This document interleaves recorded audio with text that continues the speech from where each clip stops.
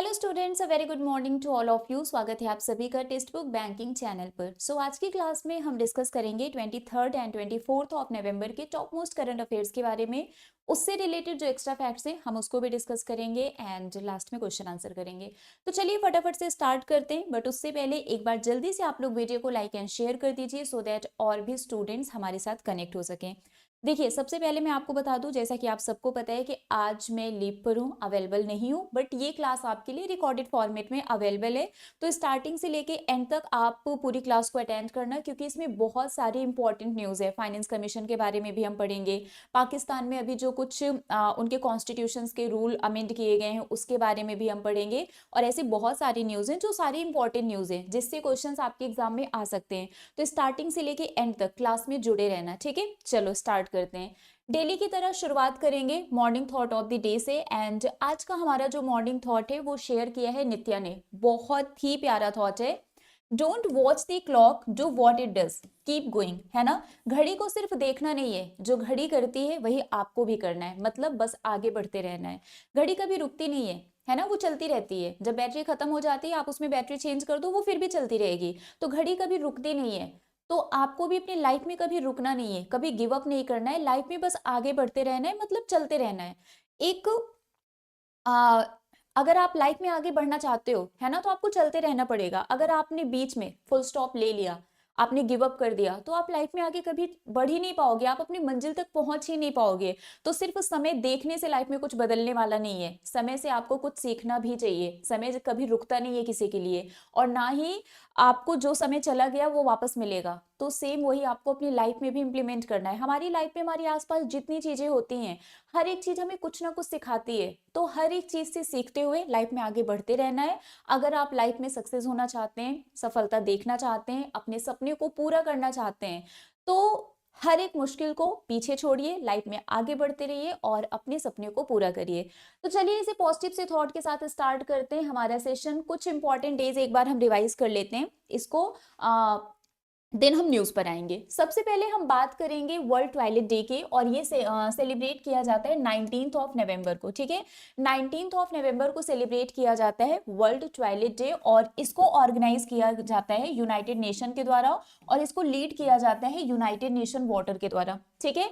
तो world toilet day ये 19 नवंबर को सेलिब्रेट किया जाता है, यूनाइटेड नेशन के द्वारा इसको ऑर्गेनाइज किया जाता है, एंड यूनाइटेड नेशन वाटर के द्वारा इसको लीड किया जाता है। क्लियर है? ओके। अगर हम 2025 में इसकी थीम की बात करें तो इसका थीम है will always need the toilet, ठीक है। Will always need the toilet, ये इसका थीम है। इसको याद कर लेना। इसके अलावा एक और डे होता है आप लोगों का दिन, है ना। आप लोगों को बहुत कंप्लेन रहती है कि सारी चीजें लड़कियों के लिए होते हैं, लड़कियों के लिए स्कीम्स आते हैं, लड़कियों से ही रिलेटेड डेज होते हैं, लड़कों के लिए कोई डे क्यों नहीं होता है। तो आपके लिए भी डे होता है जिसे हम सेलिब्रेट करते हैं 19 नवंबर को as an international men's day. तो ये जो इंटरनेशनल मेंस डे मतलब जो अंतरराष्ट्रीय पुरुष दिवस है, ये हर साल 19 ऑफ नवंबर को सेलिब्रेट किया जाता है, ठीक है। इसका जो थीम है ग्लोबल लेवल पर वो है celebrating main and boys. Celebrating main and boys, ये क्या है, मेंस डे का थीम है, तो इसको याद कर लेना। और अब से मत बोलना कि हमारा कोई दिन नहीं होता है, आपका भी दिन होता है, ठीक है। और वो 19 ऑफ नवंबर है। देखो 14 नवंबर को चिल्ड्रंस डे होता है, ये हम लोगों को पता है। चाचा नेहरू जी की याद में हम 14 नवंबर को चिल्ड्रंस डे सेलिब्रेट करते हैं। लेकिन एक और चिल्ड्रंस डे होता है, और वो होता है यूनिवर्सल चिल्ड्रंस डे, ठीक है। तो अगर आपसे एग्जाम में यूनिवर्सल चिल्ड्रंस डे पूछा जाए कि ये कब सेलिब्रेट किया जाता है, तो आंसर क्या होगा? 20 नवंबर। यूनिवर्सल चिल्ड्रंस डे कब सेलिब्रेट किया जाता है? 20 नवंबर को सेलिब्रेट किया जाता है। सो वर्ल्ड चिल्ड्रंस डे वो आपका 14 नवंबर वाला नेशनल चिल्ड्रंस डे होता है, ये आपका यूनिवर्सल यानी कि वर्ल्ड चिल्ड्रंस डे है। It is celebrated annually on 20 November to promote international togetherness and awareness about children's rights and welfare. तो बच्चों के जो राइट्स हैं, जो वेलफेयर हैं, उसके बारे में लोगों को अवेयर करने के लिए ये डे सेलिब्रेट किया जाता है। इसका जो थीम है वो है my day my rights and for every child every right, ठीक है। तो माई डे माई राइट और for every child every right, ये क्या है? ये इसका थीम है, याद कर लेना। क्लियर है? यहां तक किसी को कोई दुख दर्द कष्ट पीड़ा आई थिंक नहीं होगा। चलो इसके बाद आते हैं 21 नवंबर, वर्ल्ड टेलीविजन डे। 21 नवंबर को सेलिब्रेट किया जाता है वर्ल्ड टेलीविजन डे, और इसको United nation general assembly, UNGA, है ना, यूनाइटेड नेशन जनरल असेंबली के द्वारा ऑर्गेनाइज किया जाता है। ये डे 21 नवंबर को क्यों सेलिब्रेट किया जाता है? This day is chosen to commemorate the anniversary of the first world television forum which concluded in 1996, है ना। तो जो पहला वर्ल्ड टेलीविजन फोरम हुआ था उसकी एनिवर्सरी को कमेमोरेट करने के लिए हम हर साल 21 नवंबर को वर्ल्ड टेलीविजन डे सेलिब्रेट करते हैं, ठीक है। टीवी है, टेलीविजन एक टीबी होता है, ट्यूबरक्लोसिस। आप मुझे बताओ टीबी डे कब सेलिब्रेट किया जाता है? ये टीवी है, वो टीबी है ना। टीबी डे कब सेलिब्रेट किया जाता है? जल्दी से मुझे कमेंट करके बताइए आप लोग। अब हम आते हैं नेक्स्ट न्यूज पर। यहां से स्टार्ट होगा हमारा बहुत ही इंपॉर्टेंट न्यूज। अभी तक तो हम जल्दी जल्दी वन लाइनर के फॉर्म में इंपॉर्टेंट डेज पढ़ रहे थे, ओके। चलो स्टार्ट करते हैं। आपको याद होगा भी थोड़े दिन पहले मैंने आपको फाइनेंस 16th फाइनेंस कमीशन से रिलेटेड एक न्यूज पढ़ाई थी कि जो 16th फाइनेंस कमीशन है इसकी जो रिपोर्ट है वो सबमिट करने के लिए जो लास्ट डेट है वो एक्सटेंड कर दिया गया था कि 30 नवंबर तक सबमिट कर सकते हैं। तो फाइनली अब वो रिपोर्ट सबमिट हो गई है जिसके बारे में हम पढ़ने वाले हैं, ठीक है। चलो देखते हैं हेडलाइन क्या है। 16th finance commission submits 2026 31 report to president Draupadi Murmu ji. चलो अगर हम बात करें सबसे पहले फाइनेंस कमीशन की, ठीक है। अगर हम फाइनेंस कमीशन की बात करें, ये कैसी बॉडी है? आप सबको पता है ये कॉन्स्टिट्यूशनल बॉडी है, ठीक है। ये कैसी बॉडी है? ये कॉन्स्टिट्यूशनल बॉडी है। कौन से आर्टिकल में देखने को मिलेगा? ये कॉन्स्टिट्यूशनल बॉडी है जो कि आपको आर्टिकल 280 में देखने को मिलेगा। अगर हम फाइनेंस कमीशन की बात करें तो ये एक कॉन्स्टिट्यूशनल बॉडी है जो कि आपको आर्टिकल 280 में देखने को मिलेगा। अगर हम मेंबर्स की बात करें तो इसमें 5 मेंबर्स होते हैं, ठीक है। इसमें आपको 5 मेंबर्स देखने को मिलेंगे और इसी 5 में से एक कौन होते हैं? चेयरपर्सन होते हैं, ठीक है। एक चेयरपर्सन होते हैं। अगर हम 15th फाइनेंस कमीशन की बात करें तो इसके हेड कौन थे? जल्दी से बताओ। 16th फाइनेंस कमीशन के हेड कौन है? फटाफट से बताओ आप लोग। ये मैंने ऑलरेडी आप लोगों को पढ़ाया हुआ है। 15th फाइनेंस कमीशन के हेड एनके सिंह जी, ठीक है। 16th फाइनेंस कमीशन के हेड कौन है? अरविंद पंगारिया जी। ये आई थिंक आप लोगों को रटा होगा, 1000 बार हम लोगों ने पढ़ा हुआ है, ठीक है। तो 15th फाइनेंस कमीशन के हेड एनके सिंह जी हैं, 16th फाइनेंस कमीशन के हेड अरविंद पंगारिया जी हैं। अब यहाँ पर आप देखो ये जो मेंबर्स हैं, है ना, ये जो मेंबर्स हैं इसमें आपको एक फीमेल भी देखने को मिल रही है। तो दैट मीन्स ये जो 5 मेंबर्स हैं इसमें एक फीमेल भी है। किसी को पता है ये जो फीमेल है इनका नाम क्या है? इसमें जो एक फर्स्ट नहीं होगा। इसमें जो एक फीमेल मेंबर है ना, जो एक फीमेल मेंबर है इनका नाम क्या है? कौन बताएगा? ये आपसे एग्जाम में पूछा जा सकता है, इंपॉर्टेंट है ना। ये जो फीमेल मेंबर है इनका नाम क्या है? कौन बताएगा? एनीवन? नहीं पता? सौम्या कांति घोष, ठीक है। इनका नाम क्या है? इनका नाम है सौम्या कांति घोष। याद कर लेना, आपसे एग्जाम में या फिर आपसे इंटरव्यू में पूछा जा सकता है। इसके अलावा 16th फाइनेंस कमीशन में आपको एक और इंपॉर्टेंट नाम देखने को मिलेगा और वो पार्ट टाइम मेंबर हम लोगों ने पढ़ा था कि इसका पार्ट टाइम मेंबर किसे अपॉइंट किया गया है। बहुत ही पॉपुलर नाम है, आप लोगों को पता है, टी रविशंकर जी, ठीक है। इनका नाम क्या है? इनका नाम है टी रविशंकर। तो टी रविशंकर जी आपको यहाँ पर as a part time member देखने को मिलेंगे। हम किसकी बात कर रहे हैं? 16th फाइनेंस कमीशन की बात कर रहे हैं, ठीक है। अब देखो, अगर हम इस फाइनेंस कमीशन की बात करें तो इसका जो टेन्योर होता है, ठीक है, इसका जो टेन्योर होता है वो 5 साल होता है। कितना होता है? 5 साल। तो ये जो 16th फाइनेंस कमीशन है ना, ये जो 16th फाइनेंस कमीशन है ये कब से कब तक के लिए? 2026 से लेके 2031 तक, 2026 से लेके 2031 तक के लिए इसको क्या किया गया है? इसको बनाया गया है। इसका टेन्योर होता है 5 साल का, ठीक है। अब यहाँ पर हुआ क्या है कि इसका रिपोर्ट सबमिट किया गया है, ठीक है। इसका जो रिपोर्ट है वो सबमिट किया गया है। आपको याद होगा हमने पढ़ा था कि इसका रिपोर्ट सबमिट करने के लिए जो लास्ट डेट है वो एक्सटेंड कर दी गई थी 30 नवंबर तक के लिए, ठीक है। रिपोर्ट किसके पास सबमिट किया जाता है? रिपोर्ट सबमिट किया जाता है हमारे प्रेसिडेंट के पास। और प्रेसिडेंट कौन है? द्रौपदी मुर्मू जी, ठीक है। प्रेसिडेंट कौन है? द्रौपदी मुर्मू जी। और द्रौपदी मुर्मू जी के पास ये रिपोर्ट सबमिट की गई है। अच्छा, इस रिपोर्ट में होता क्या है? इंपॉर्टेंट ये है ना, हम कब से पढ़ रहे हैं। चलो हमें फाइनेंस कमीशन के बारे में सारी चीजें पता है, इन्होंने रिपोर्ट सबमिट कर दिया ये भी हमें पता है, बट रिपोर्ट में होता क्या है? तो यहाँ पर ये जो इनका टेन्योर है ना 5 साल का, 2026 से 2031 तक, तो यहाँ पर ये बताएंगे। इस रिपोर्ट में सारी चीजें लिखी होती हैं, ठीक है, कि जो टैक्स है उसको कैसे डिस्ट्रीब्यूट किया जाएगा, किस फील्ड में कितना फंड एलोकेट किया जाएगा, जो आपका ग्रांट इन एड होता है वो सब कितना होगा, मतलब सारी चीजें जो हमारी फाइनेंस से रिलेटेड होती है उसका पूरा यहाँ पर रिपोर्ट होता है। पूरा एक तरीके से हम बोल सकते हैं विवरण होता है, ब्यौरा होता है, ठीक है। तो वो रिपोर्ट यहाँ पर सबमिट की गई है। क्लियर है यहाँ तक? देखो जितने मेन पॉइंट्स थे, जितने इंपॉर्टेंट पॉइंट थे जो आपसे एग्जाम में इससे रिलेटेड पूछा जा सकता है, वो सब मैंने यहाँ पर लिख दिया है। आप भी एज इट इज अपनी कॉपी में छाप लेना, ठीक है, कॉपी पेस्ट कर लेना। चलो देखते हैं। अगर हम फाइनेंस कमीशन की बात करें, 16th फाइनेंस कमीशन, अभी मैंने आपको बताया ये एक कॉन्स्टिट्यूशनल बॉडी है जो कि आर्टिकल 280 के अंडर देखने को मिलेगा, ठीक है, ऑलरेडी मैंने बता दिया। हेड इसके कौन है? अरविंद पंगारिया जी हैं, क्लियर है। रिपोर्ट को कब सबमिट किया गया? 17 नवंबर को सबमिट किया गया, 30 नवंबर तक का टाइम दिया गया था, ठीक है। किसके पास रिपोर्ट सबमिट किया गया है? प्रेसिडेंट द्रौपदी मुर्मू जी के पास सबमिट किया गया है। And the recommendation covers the 5 year period commencing on 1 April 2026 up to 2030-31, ठीक है। तो इसका जो टेन्योर है वो यही है ना, 5 साल का। तो इतने ड्यूरेशन के लिए जो रिपोर्ट है वो सबमिट की गई है। अब देखो यहाँ पर वही सारी चीजें बताई गई हैं। This recommend the distribution of the net proceeds of taxes between the union and the state and the allocation among the state. वही है, टैक्स को कैसे डिस्ट्रीब्यूट किया जाएगा, किस फील्ड में कितना फंड एलोकेट किया जाएगा, ठीक है। तो वही सारी चीजें यहाँ पर इस रिपोर्ट में बताई गई हैं, ठीक है। इसके अलावा देख लेते हैं और भी कुछ है। हाँ, एक और इंपॉर्टेंट पॉइंट है, ये जो रिपोर्ट सबमिट की जाती है ना, ये कौन से आर्टिकल के अंडर आता है? आर्टिकल 281 ही बोलता है कि प्रेसिडेंट के पास क्या करना है? रिपोर्ट को सबमिट करना है। So the report will be made public once it is tabled in the parliament by the union finance minister under article 281, ठीक है। तो आर्टिकल 281 के अंडर यूनियन फाइनेंस मिनिस्टर के द्वारा जब पार्लियामेंट में इसको पब्लिश कर मतलब प्रेजेंट कर दिया जाएगा, तो फिर इसको किया जाएगा, इस रिपोर्ट को पब्लिक किया जाएगा। समझ में आया? ओके, चलो। 15th फाइनेंस कमीशन, ये भी पढ़ लो थोड़ा सा। The 15th finance commission had recommended state receive 41% of the divisible tax pool for 21-22 to 25-26। तो यहाँ पर ये 41% आपके लिए क्या है? इंपॉर्टेंट है, ठीक है। चलो, फाइनेंस कमीशन, जो पहला फाइनेंस कमीशन है ये 1950-57 में बना था और इसके चेयरमैन केसी नियोगी जी थे, ठीक है। कौन था? केसी नियोगी जी। आपसे ये पूछा जा सकता है। सेकेंड फाइनेंस कमीशन ये 1957 से 62 के लिए था, इसके चेयरमैन के संत नाम जी थे, ओके। चलो, बाकी ये मैंने आपको बता ही दिया, आर्टिकल 280 के अंडर आता है और कॉन्स्टिट्यूट किया जाता है प्रेसिडेंट ऑफ इंडिया के द्वारा। इसमें 5 मेंबर आपको देखने को मिलेंगे, जिसमें से एक चेयरपर्सन और 4 मेंबर्स होते हैं। चलो, अब हम आते हैं नेक्स्ट पर। अच्छा, रिवीजन पॉइंट आपको पीडीएफ में मिल जाएगा, मैं नहीं रिवाइज करा रही हूँ क्योंकि आप लोग लाइव नहीं हो तो कोई मतलब नहीं है। इसको आप लोग पीडीएफ से पढ़ लेना, ठीक है। रिवीजन पॉइंट्स पीडीएफ में है, बट ये आपको खुद से पढ़ना पड़ेगा। अब हम आते हैं नेक्स्ट न्यूज पर। अगेन इंपॉर्टेंट न्यूज है, ध्यान से सुनना और समझना।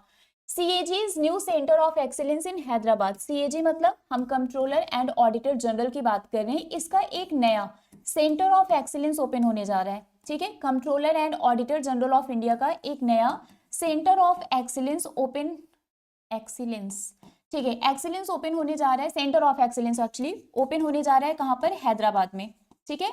और ये काम क्या करेगा? कंट्रोलर एंड ऑडिटर जनरल है, तो दैट मीन्स ये चीजों को ऑडिट करने का काम करता है, ठीक है। तो अभी इसका जो नया सेंटर ऑफ एक्सीलेंस मतलब जो नया उत्कृष्टता केंद्र है, ये कहां पर ओपन होगा? हैदराबाद में। याद रखना, इंपॉर्टेंट है, सितारा बना लेना। पहला भी मतलब जो पहली वाली न्यूज थी वो भी इंपॉर्टेंट थी और ये भी इंपॉर्टेंट है, ठीक है। Comptroller and Auditor General of India is establishing a center of excellence for financial audit in Hyderabad। तो हैदराबाद में फाइनेंशियल ऑडिट के लिए मतलब जो आपका क्या बोलते हैं, वित्तीय लेखा परीक्षा है ना, उसके लिए ये अपना एक सेंटर ऑफ एक्सीलेंस ओपन कर रहे हैं कहां पर? हैदराबाद में। याद कर लेना। मेन इसका पर्पस क्या है? To transform audit practices, enhance professional capability and anchor India's audit regime to global standard. मतलब जो ऑडिट प्रैक्टिस है ना, जो प्रोफेशनल कैपेबिलिटी है उसको इनहैंस करना है और इंडिया का जो ऑडिट रिजीम है इसको ग्लोबल स्टैंडर्ड के रूप मतलब अकॉर्डिंग बनाना है। तो इसलिए इसका जो सेंटर ऑफ एक्सीलेंस है फाइनेंशियल ऑडिट का, ये हैदराबाद में ओपन किया जा रहा है। तो ये आपके लिए बहुत ही ज्यादा इंपॉर्टेंट न्यूज है, अच्छे से याद कर लेना, ठीक है। चलो, बाकी हम आते हैं नेक्स्ट पर, ये इतना ही है। अगर हम controller and auditor general of India की बात करें तो it holds the same status as sitting जज of the supreme court of India in the order of the precedence, ठीक है। इसके हेड कौन है? के संजय मूर्ति जी हैं। 21 नवंबर 2024 से बने हैं, मतलब हमारे जो present controller and auditor general हैं वो के संजय मूर्ति जी हैं। ये किसको रिपोर्ट करता है? प्रेसिडेंट ऑफ इंडिया को। नॉमिनेट कौन करता है? Prime minister. अपॉइंट कौन करता है? प्रेसिडेंट। टेन्योर कितना होता है? 6 ईयर और 65 ईयर, दोनों में से जो भी पहले होगा इतना ही टेन्योर होता है इनका, ठीक है। और ये आपको हमारे कॉन्स्टिट्यूशन के आर्टिकल 148 में देखने को मिलेगा। तो controller and auditor general of India ये हमारे कॉन्स्टिट्यूशन ऑफ इंडिया के आर्टिकल 148 में देखने को मिलेगा। क्लियर है यहाँ तक? चलो आगे आते हैं। रिवीजन पॉइंट है, ये आपको पीडीएफ से पढ़ना है, आज हम रिवीजन नहीं कर रहे हैं। अब हम आते हैं नेक्स्ट न्यूज पर, again the most important news. Centre approves India's first leopard birth control programme in Maharashtra. देखो, अगर हम लेपर्ड की बात करें, आप सबको पता है कि जो 7 बिग कैट स्पीसीज हैं उसमें एक आपका लेपर्ड भी आता है। हम लोगों ने अभी हाल फिलहाल में पढ़ा था ना, international big cat alliance next year ये दिल्ली में ऑर्गेनाइज किया जाएगा, इसका पहला समिट पढ़ा था हमने, ठीक है। अब यहाँ पर बोला जा रहा है कि जो लेपर्ड है, तो उस 7 बिग कैट स्पीसीज में एक आपको लेपर्ड भी देखने को मिलेगा। और हमने अभी रिसेंट इससे रिलेटेड एक और न्यूज पढ़ा था लेपर्ड सिटी के बारे में। कौन सी सिटी को हम लेपर्ड सिटी बोलते हैं? पहले मुंबई हुआ करता था, अभी चेंज हो गया है। अभी कौन है बताओ जल्दी से?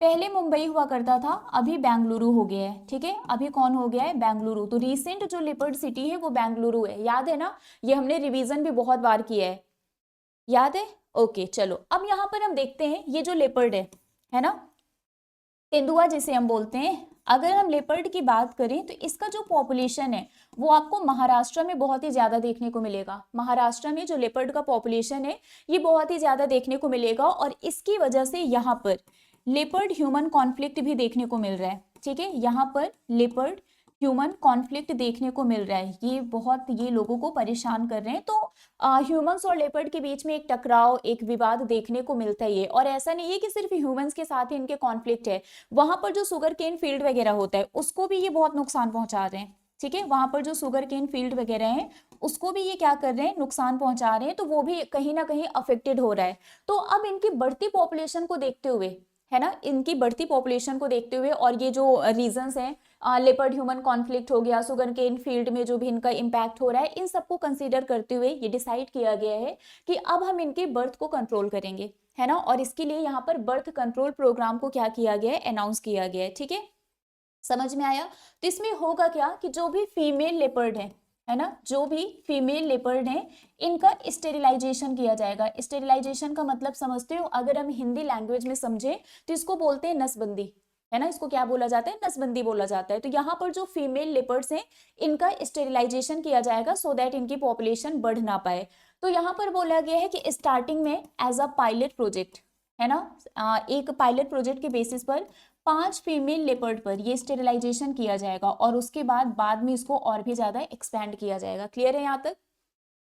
क्लियर है? किसके द्वारा इसका अनाउंसमेंट किया गया? तो यहाँ के जो चीफ मिनिस्टर हैं देवेंद्र फडणवीस जी, उनके द्वारा इसका अनाउंसमेंट किया गया। चलो, so India's first ever sterilisation based leopard population management programme, तो भारत का पहला नसबंदी आधारित तेंदुआ जनसंख्या प्रबंधन कार्यक्रम ये अनाउंस किया गया है। किसने अप्रूव किया है? Union ministry of environment, forest and climate change के द्वारा इसको अप्रूव किया गया है, ठीक है। लोकेशन इसका कहां पर है? पायलट प्रोजेक्ट, मैंने बोला ना ये पायलट प्रोजेक्ट के बेसिस पर पहले स्टार्टिंग में हो रहा है। तो Junnar forest division in Pune district, Maharashtra. Objective इसका क्या है? To mitigate rising human leopard conflict in high density areas by slowing down the leopard population growth rate. तो वही जो ह्यूमन लेपर्ड कॉन्फ्लिक्ट देखने को मिल रहा है ना, जहां पर इनकी पॉपुलेशन ज्यादा है हाई डेंसिटी एरियाज में, तो वहां पर इनकी पॉपुलेशन को कंट्रोल किया जाएगा, कम किया जाएगा, ठीक है। This approval is for an experimental basis on 5 female leopard for observation over the next 3 year। तो अभी मैंने आपको बताया ना कि 5 फीमेल लेपर्ड पर इनका एक्सपेरिमेंट किया जाएगा, और अगले 3 साल तक ये ऑब्जर्वेशन में रहेंगी, ठीक है। Immuno contraception technique will be adopted, a non invasive method that temporarily prevents pregnancy. तो यहाँ पर एक इम्यूनो गर्भ निरोधक तकनीक अपनाई जाएगी, वही नसबंदी। ये एक गैर आक्रामक तरीका है जो अस्थायी रूप से गर्भधारण को क्या करता है, मतलब प्रेगनेंसी को रोकता है, प्रिवेंट करता है, ठीक है। समझ में आया? ओके चलिए, अब ये जो प्रोजेक्ट है इसको सपोर्ट किया जा रहा है bye research and protocols from the wild life institute of India, and selected leopards will be radio collared and closely monitored to assess the health and effectiveness of the treatment।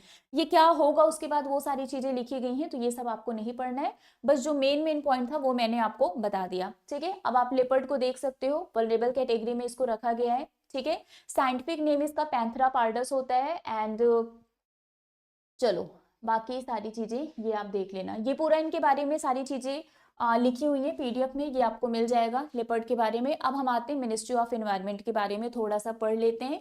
ये 1985 में बना था, ठीक है। हेडक्वार्टर ऑब्वियसली न्यू दिल्ली में है। ये ministry किसके पास है? भूपेंद्र यादव जी के पास, ये याद रखना। ये मिनिस्ट्री ऑफ एनवायरनमेंट किसके पास है? भूपेंद्र यादव जी के पास है, ओके। एक बार मुझे बताना आप लोग, यहाँ तक किसी को कोई दुख दर्द कष्ट पीड़ा तो नहीं है, सब समझ में आ रहा है ना? देखो रिकॉर्डेड फॉर्मेट में है तो कोई बात नहीं है, लेकिन सारी चीजें यहाँ पर आपको मैं वैसे ही बता रही हूँ जैसे हम लाइव में पढ़ते हैं, सो दैट आपको कोई प्रॉब्लम ना हो, and I really hope so कि आपको कोई प्रॉब्लम नहीं हो रही होगी, है ना?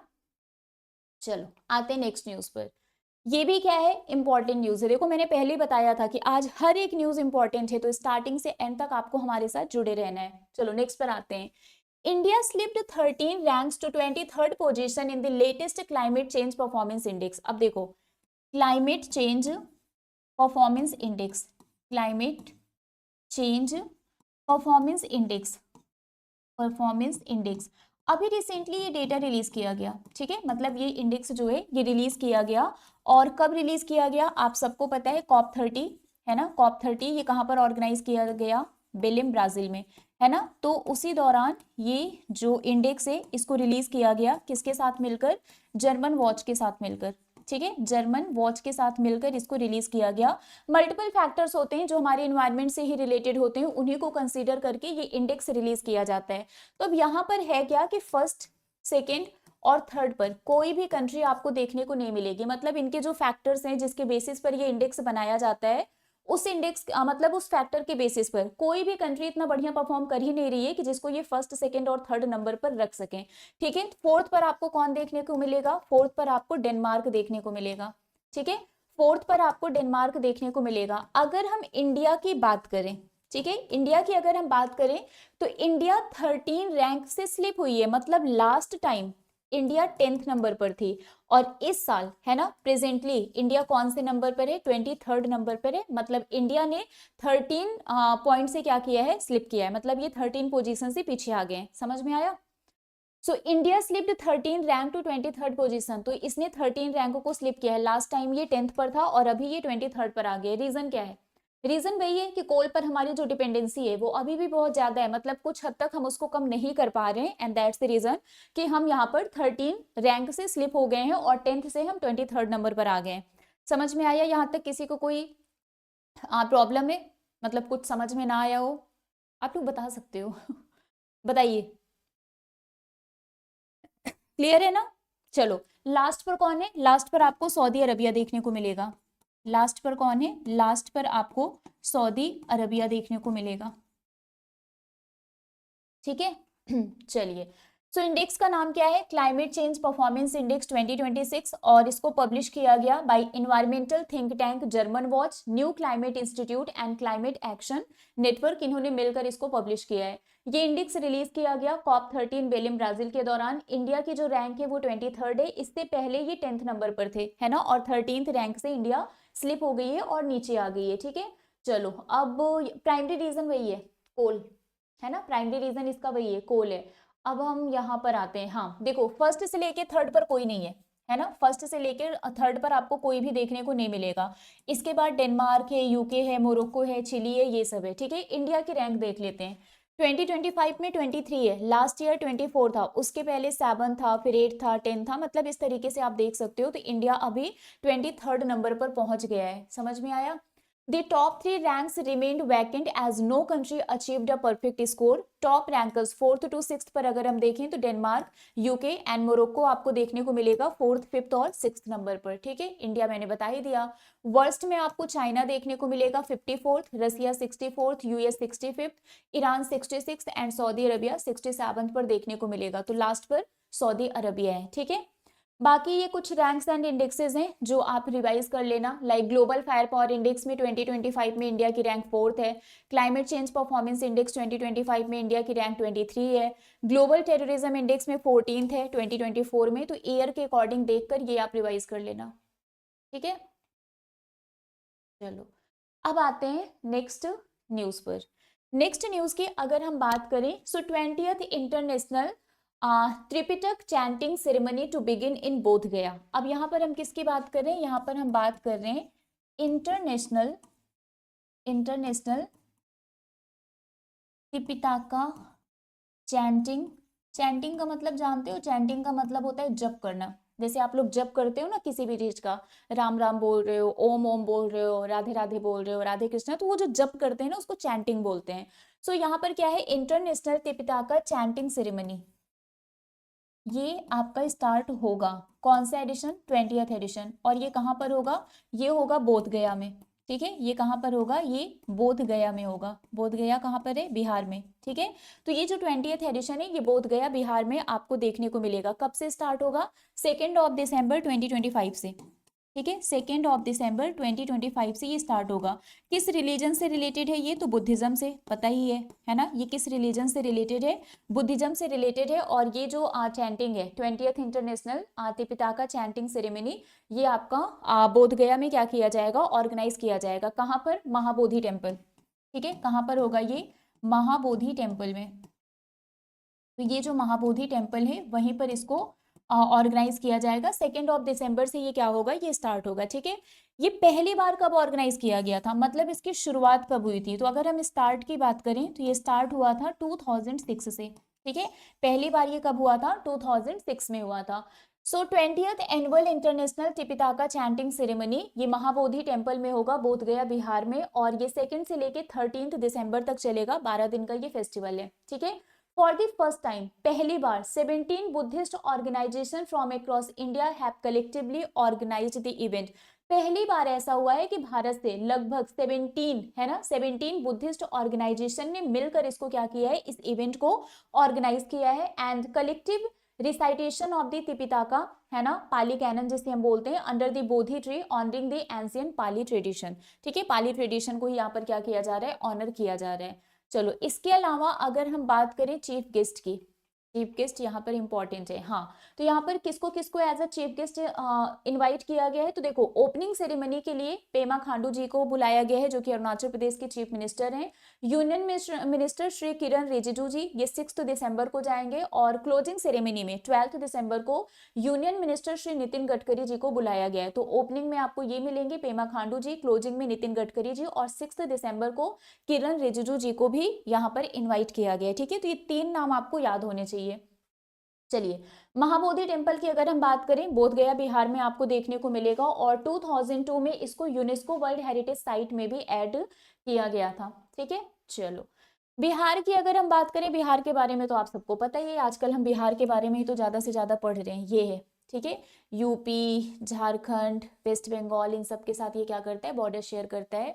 अगर हम बात करें बिहार की, यहाँ के गवर्नर आरिफ मोहम्मद खान जी हैं, chief minister obviously Nitish Kumar ji हैं। राज्यसभा सीट 16 और लोकसभा सीट यहाँ पर 14 है। ठीक है, अब हम आते हैं नेक्स्ट न्यूज पर। अगेन ये न्यूज भी क्या है, बहुत ही ज्यादा इंपॉर्टेंट, ध्यान से सुनना। पाकिस्तान से 27th अमेंडमेंट, पाकिस्तान का जो 27वां संशोधन है, यहाँ पर इनका जो 27th कॉन्स्टिट्यूशनल अमेंडमेंट है उसमें कुछ चेंजेस किए गए हैं। ठीक है, देखो पाकिस्तान का अपना खुद का कॉन्स्टिट्यूशन है, आप सबको पता है, बहुत बड़ी बात है ना, इनका अपना खुद का कॉन्स्टिट्यूशन है। तो अब इनका जो 27th है ना कॉन्स्टिट्यूशनल अमेंडमेंट है उसमें कुछ चेंजेस लाए गए हैं। ठीक है, इनका जो 27th कॉन्स्टिट्यूशनल अमेंडमेंट है उसमें कुछ चेंजेस लाए गए हैं, उसी की बात हम करने जा रहे हैं। तो पहले इस बिल को प्रेजेंट किया गया, ठीक है, फिर उस बिल को क्या किया गया, पास किया गया, फिर प्रेसिडेंट के द्वारा साइन किया गया, तो वो एक्ट बन गया। हमारे यहाँ भी तो यही होता है, पहले हम बिल को प्रेजेंट करते हैं, फिर वो दोनों पार्लियामेंट, दोनों राज्यसभा लोकसभा से पास किया जाता है, प्रेसिडेंट का साइन होता है, फिर वो क्या होता है, फिर वो आपका एक्ट बन जाता है। तो यहाँ पर भी सेम हुआ है, पहले बिल पास हुआ, ठीक है, उसके बाद प्रेसिडेंट का साइन हुआ और फिर वो एक्ट बन गया। प्रेसिडेंट आपको यहाँ पर आसिफ अली जी देखने को मिलेंगे, प्राइम मिनिस्टर आपको यहाँ पर शहबाज शरीफ जी देखने को मिलेंगे। अब देखो यहाँ पर हुआ क्या है, ये जो चेंजेस अनाउंस किए गए हैं, इस चेंजेस में क्या क्या चीजें बोली गई हैं। सबसे पहले यहाँ पर बोला गया है कि यहाँ पर जो मिलिट्री चीफ है ना, हम किसकी बात करें, यहाँ पर बोला गया है कि ये जो मिलिट्री चीफ है, देखो इन्हीं से रिलेटेड मेन अमेंडमेंट है, तभी लिखा हुआ है, will Pakistan army chief become constitutionally untouchable, मतलब क्या पाकिस्तान के सेना प्रमुख संवैधानिक रूप से अछूत हो जाएंगे। तो यहाँ पर बोला गया है कि जो यहाँ के मिलिट्री चीफ है, समझ आ रहा है ना, हाँ, इनके पास सुप्रीम अथॉरिटी होगी, इनके पास सुप्रीम अथॉरिटी होगी, मतलब ये जो चाहे वो कर सकते हैं, है ना, ये जो चाहे ये वो कर सकते हैं। और इन पर किसी भी तरीके का, ये जो मिलिट्री चीफ होंगे, इन पर किसी भी तरीके का केस नहीं लागू होगा, मतलब they are free to do anything, ये कुछ भी कर सकते हैं, इनके पास सुप्रीम अथॉरिटी होगी। ठीक है, ये कुछ भी कर सकते हैं, इन पर किसी भी तरीके का केस नहीं चल सकता है। ठीक है, इसके अलावा अगर इनको हटाना चाहते हैं तो यहाँ पर बोला गया है कि यहाँ का जो संसद है वहां से आपको 2/3 का मेजोरिटी लेना पड़ेगा। अगर 2/3 का मेजोरिटी आपको संसद में देखने को मिलता है तो फिर आप इनको हटा सकते हैं, अदरवाइज आप इनको हटा भी नहीं सकते। ठीक है, तो आपको संसद में पहले मेजोरिटी 2/3 का लाना पड़ेगा, तभी आप इनको हटा सकते हैं। तो यहाँ पर बोला गया है कि जो मिलिट्री चीफ है इनके पास सुप्रीम अथॉरिटी होगी, इन पर कोई केस भी नहीं लग सकता है। ये जो चाहे वो कर सकते हैं, और इसके अलावा अगर इनको आप हटाना चाहते हो तो संसद में 2/3 की मेजोरिटी होनी चाहिए। समझ में आ रहा है? ठीक है, बाकी यहाँ का भी जो सुप्रीम कोर्ट है इनके पास मतलब पावर होगी किसी भी तरीके का जो क्रिमिनल केस होता है, मतलब हाईएस्ट अथॉरिटी सुप्रीम कोर्ट के पास होगी। जो भी केसेस होते हैं, चाहे वो क्रिमिनल केस से रिलेटेड हो, किसी भी केस से रिलेटेड हो, है ना, तो सुप्रीम कोर्ट के पास क्या होगा, यहाँ पर हाईएस्ट अथॉरिटी होगी। समझ में आया? तो ये कुछ मेजर चेंजेस यहाँ पर क्या किया गया है, अनाउंस किया गया है। सो पाकिस्तान से 27th amendment seeks to expand military power, curb judicial independence and reduce provincial right, raising fears follow of a full military take over. So Pakistan का 27वां संशोधन सैन्य शक्ति का विस्तार करने, न्यायिक स्वतंत्रता पर अंकुश लगाने और प्रांतीय अधिकारों को कम करने का प्रयास करता है, जिससे पूर्ण सैन्य अधिग्रहण की आशंका बढ़ जाती है। ठीक है, ये जो बिल है इसको यहाँ के सीनेट में 8 नवंबर को प्रेजेंट किया गया था। ओके, मेन इसका ऑब्जेक्टिव क्या है, to fundamentally alter the civil military power balance by expanding military power and centralising authority in the army chief. तो यहाँ पर आर्टिकल 243 के अंडर आपको की मिलिट्री प्रोविजन देखने को मिलेगा, that purposes creating a powerful new constitutional office. ये क्या है, फील्ड मार्शल और चीफ ऑफ डिफेंस फोर्स। तो आपको CDF ये देखने को मिलेगा। ओके, तो ये भी आपके एग्जाम के पॉइंट ऑफ व्यू से इंपॉर्टेंट है, अच्छे से इस न्यूज को घोल के पी जाना। ये जो CDF होंगे, है ना, इनका जो टेन्योर होगा वो 5 साल का होगा। They have exclusive authority to appoint military and intelligence head like DG ISI and be immune from legal changes. समझ आया? तो जो मैंने भी आपको स्टार्टिंग में बताया था वही सारी चीजें यहाँ पर लिखी हुई हैं। चलो, इसके बाद अब हम आते हैं नेक्स्ट न्यूज पर। हाँ, ये याद रखना कि पाकिस्तान के अभी जो प्रेजेंटली आर्मी चीफ है इनका नाम क्या है, आप सबको पता होगा, नाम सुना होगा आपने इनका, जनरल आसिम मुनीर जी हैं। ठीक है, जनरल आसिम मुनीर जी यहाँ के प्रेजेंट आर्मी चीफ है, कहाँ के, पाकिस्तान की बात कर रहे हैं। चलो, अब आते हैं नेक्स्ट पर। पाकिस्तान, अभी मैंने बताया था प्रेसिडेंट आशिफ अली जी हैं और प्राइम मिनिस्टर शहबाज शरीफ जी हैं। चीफ ऑफ डिफेंस फोर्स ये आसिम मुनीर जी के पास है। ठीक है, यहाँ का जो अपर हाउस है उसे हम सीनेट बोलते हैं और लोअर हाउस को हम नेशनल असेंबली बोलते हैं। लार्जेस्ट सिटी यहाँ की कराची है, कैपिटल इस्लामाबाद है, पता ही है, और करेंसी पाकिस्तानी रुपी है। रिवीजन पॉइंट आपको खुद से पढ़ना है, पता है। अब हम आते हैं नेक्स्ट न्यूज पर। ये न्यूज भी क्या है, इंपॉर्टेंट है। आज हर एक न्यूज इंपॉर्टेंट है। सोचो, रिकॉर्डेड क्लास में सारी इंपॉर्टेंट न्यूज मैं आपके लिए लेकर आई हूँ, सो दैट आप क्लास एक बार स्टार्ट कर दो, तो आप बीच में छोड़कर जाने का सोच भी ना सको, है ना, कि चलो छोड़ देते हैं, कुछ नहीं है। सारी न्यूज इंपॉर्टेंट है, तो आप जाने की गलती तो कर नहीं सकते हैं, और अगर आप गए बीच क्लास से तो नुकसान आपका होना है। ठीक है, Iran suspends visa free entry for Indians following miss use by traffickers. देखो, तस्करों द्वारा दुरुपयोग के बाद ईरान ने भारतीयों के लिए वीजा मुक्त प्रवेश को निलंबित कर दिया है। मतलब अब अगर आपको यहाँ पर जाना है तो आपके पास वीजा होना चाहिए। वीजा फ्री एंट्री को यहाँ पर इन्होंने, ईरान ने सस्पेंड कर दिया है। ठीक है, Iran has suspended the visa free entry facility for Indian nationals holding ordinary passport. मतलब ऐसे भारतीय नागरिक जिनके पास ऑर्डिनरी पासपोर्ट है, उनकी एंट्री को ईरान ने सस्पेंड कर दिया है, और ये सस्पेंशन आपका 22 नवंबर 2025 से इफेक्ट में आ गया है। ठीक है, ये आपका 22 नवंबर से इफेक्ट में भी आ गया है। रीजन क्या है इसका, to prevent the misuse of the facility by criminal elements, specifically by human traffickers and organised fraud network. तो यहाँ पर बोला गया है कि कुछ लोग, है ना, लोगों को यहाँ पर एक तरीके से क्या बोल रहे हैं, मतलब क्या बोलते हैं, इलीगल तरीके से लोगों को वहां पर भेजा जा रहा है, जैसे कि वहां पर उनको कुछ भी वहां पर जॉब मिल जाएगी, ये मिल जाएगा, वो मिल जाएगा, ऐसे बहुत सारे ऑफर्स देकर गलत तरीके से उनसे पैसे लेकर उनको भेज रहे हैं। ठीक है, इलीगल तरीके से चीजें यहाँ पर हो रही हैं। तो क्रिमिनल एलिमेंट्स, यहाँ पर क्रिमिनल एक्टिविटीज ज्यादा देखने को मिल रहा है, दैट्स द रीजन इसको सस्पेंड किया गया है। Indians were being lured with false promises of employment और assured onward transit to third countries। देखो, यही है, भारतीयों को झूठे रोजगार के वादों या फिर तीसरे देशों में आगे क्या नाम है, पारगमन के आश्वासन के साथ फंसाया जा रहा है। मतलब बोला जा रहा है यहाँ तक चलो, यहाँ से दूसरी कंट्री में पहुंच जाओगे, वहां से हम भिजवा देंगे, या फिर तुम ईरान जाओ, हम तुम्हें वहां पर ये जॉब दिलवा देंगे। तो ऐसे बहुत सारे लोग हैं जो इलीगल तरीके से, गलत तरीके से इंडियंस को क्या कर रहे हैं, बेवकूफ बना रहे हैं, और फिर वो वीजा की जरूरत नहीं है तो वो इजिली चले भी जा रहे हैं। तो इसलिए ईरान ने वीजा फ्री एंट्री को सस्पेंड कर दिया है। ठीक है, Many individuals who traveled using the waiver were kidnapped for a ransom upon arrival in Iran। और इसके बाद हुआ क्या है, बहुत सारे ऐसे भी इंडियंस हैं जो वहां पर जब पहुंच गए तो उनको गायब कर दिया गया, उनको किडनैप कर लिया गया। मतलब बहुत सारे क्राइम एक्टिविटीज और मतलब इलीगल एक्टिविटीज देखने को मिल रहा है, तो इसलिए ईरान ने ये स्टेप लिया है। ठीक है, Iran had granted visa-free entry to ordinary Indian passport holder in February 2024। तो 2024 में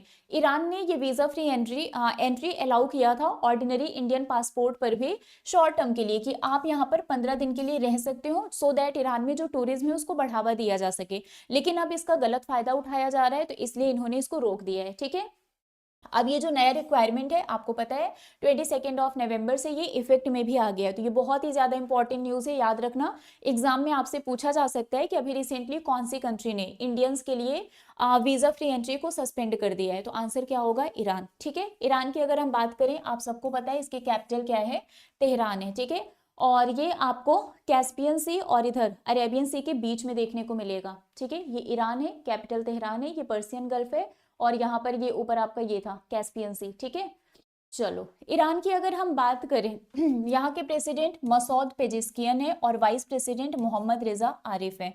एंड बस बाकी ये आपका रिवीजन पॉइंट है जो आपको खुद से पीडीएफ में पढ़ना है। अब हम आते हैं नेक्स्ट न्यूज पर। नेक्स्ट न्यूज की अगर हम बात करें, so Michelle Bachelet awarded Indira Gandhi peace prize. तो अगर आपसे पूछा जाए कि इंदिरा गांधी पीस प्राइज किसे मिला है, ठीक है, इंपॉर्टेंट है। वैसे आज मुझे बोलने की जरूरत नहीं है, सारी न्यूज इंपॉर्टेंट है ना। इंदिरा गांधी पीस प्राइज ये किसे दिया गया, तो इंदिरा गांधी पीस प्राइज ये दिया गया है मिशेल बैचलेट को। ठीक है, मिशेल बैचलेट को ये अवार्ड दिया गया है। सो फॉर्मर चिली प्रेसिडेंट, ये चिली के प्रेसिडेंट है मिशेल बैचलेट, इनको 2024 इंदिरा गांधी पीस प्राइज से सम्मानित किया गया है for championing human rights, gender equality and global peace. So Chile की पूर्व राष्ट्रपति मिशेल बैचलेट को मानवाधिकार, लैंगिक समानता और वैश्विक शांति के लिए 2024 का इंदिरा गांधी शांति पुरस्कार प्रदान किया जाएगा।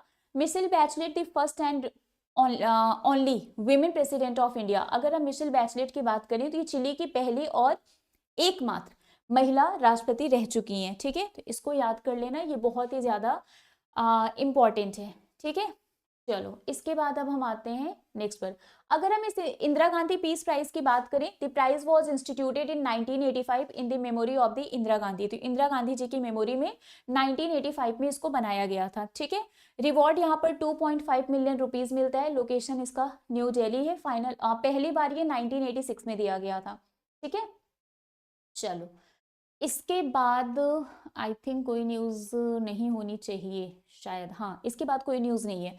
चलो अब हम आते हैं हमारे आज के होमवर्क क्वेश्चन पर। एमसीक्यूज नहीं होंगे क्योंकि इसके पहले की जो भी न्यूज है वो हमने वीकली करंट अफेयर में कवर कर ही लिया था। आज हम जो पढ़ रहे हैं वो नेक्स्ट क्लास में होगा। तो आते हैं हमारे आज के होमवर्क क्वेश्चन पर। आज का हमारा होमवर्क क्वेश्चन यही है, where is the 20th annual international Tipitaka chanting ceremony being held. बहुत इजी है। ठीक है, तो इसका आंसर आप लोग कमेंट करके बताना। आई रियली होप सो कि सेशन आप लोगों के लिए बहुत यूजफुल और हेल्पफुल रहा होगा। इसके अलावा कुछ और भी इंपॉर्टेंट अनाउंसमेंट है। आरआरबी पीओ प्री आपका हो गया है, मेंस की बारी है। मेंस की क्लासेस ऑलरेडी चल रही है। मेरी क्लासेस में मंडे टू फ्राइडे 3 बजे होती है, जिसमें मैं आपको बैंकिंग, फाइनेंशियल अवेयरनेस बिल्कुल बेसिक से पढ़ाती हूँ। ठीक है, तो आप इसमें एनरोल करवा सकते हैं अगर आपको बैंकिंग, फाइनेंशियल अवेयरनेस बिल्कुल डिटेल में बेसिक से पढ़ना है तो। ईसीजीसी पीयू की भी क्लासेस स्टार्ट हो चुकी हैं। वेंसडे से मेरी क्लासेस में स्टार्ट हो जाएगी, 12 बजे मेरी क्लास होगी। आप दोनों बैच में इनरोल करवा सकते हो, अलग अलग इनरोल करवाने की जरूरत नहीं है। सिंपली सुपर पास में इनरोल करवाइए, क्योंकि सुपर पास में आपको सारी चीजें मिलेंगी, है ना। आपको live classes, recorded videos, study note, PDF, है ना, मॉक टेस्ट, टेस्ट सीरीज, सब कुछ मिलेगा। मतलब एक एस्पिरेंट को प्रिपरेशन के लिए जो जो रिसोर्सेज की जरूरत होती है वो सारी चीजें आपको सुपर पास में मिलेगा। आपको करना क्या है, सुपर पास डाउनलोड करो इसका ऐप। ठीक है, जब आप ऐप ओपन करोगी तो यहाँ पर बहुत सारे ऑप्शन है, सुपर पास पर क्लिक करना तो ये पेज आपको दिखेगा। सर्च योर एग्जाम में जाकर जो भी एग्जाम्स आप जिस भी एग्जाम की प्रिपरेशन कर रहे हैं वो आप सिलेक्ट कर लेना। ठीक है, सेव एंड प्रोसीड पर जाना। देन आप यहाँ कोर्सेज पर चेक करोगे तो जो भी आपने सिलेक्ट किया था वो यहाँ पर दिखेगा। ठीक है, इसके बाद यहाँ पर व्यू प्लान्स पर जाना तो 18 मंथ, 12 मंथ, 3 मंथ और ट्रायल भी है। तो आप ट्रायल लेना चाहते हो तो ट्रायल, या फिर जितने भी मंथ का सब्सक्रिप्शन आप लेना चाहते हैं आप ले लेना। बट डिस्काउंट के लिए अप्लाई कूपन में जाके मेरा कोड यूज कर लेना, प्रिया टी। इस कोड को आप यूज करेंगे तो आपको डिस्काउंट मिल जाएगा। देन यहाँ पर पेमेंट करके आप कोर्स का एक्सेस ले सकते हैं। ठीक है, तो सब कुछ मिलेगा, मॉक टेस्ट मिलेगा, प्रीवियस ईयर पेपर मिलेगा, स्टडी नोट्स मिलेंगे, लाइव टेस्ट रिकॉर्डेड बैचेस मिलेंगे। देन आपको सारा एक्सेस बिल्कुल फ्री में मिल जाएगा उस पर्टिकुलर ड्यूरेशन तक के लिए। ठीक है, ये मेरा टेलीग्राम ग्रुप है प्रिया मैम टेक्स्ट बुक, इसको ज्वाइन कर लीजिए। क्लास की पीडीएफ आपको यहीं पर मिलेगी। तो अभी के लिए बस इतना ही है। जाने से पहले एक बार आप लोग वीडियो को लाइक एंड शेयर कर देना। होमवर्क क्वेश्चन का answer and morning thought comment करके जरूर बताना। मिलेंगे आप लोगों से कल सुबह 7 बजे। कल आपकी जो क्लास होगी वो 1 से लेके 15 नवंबर तक का रिवीजन होगा, तो वो आप मिस मत करना। ठीक है, चलो मिलते हैं आपसे नेक्स्ट सेशन में। Till then bye bye guys, take care, thank you so much.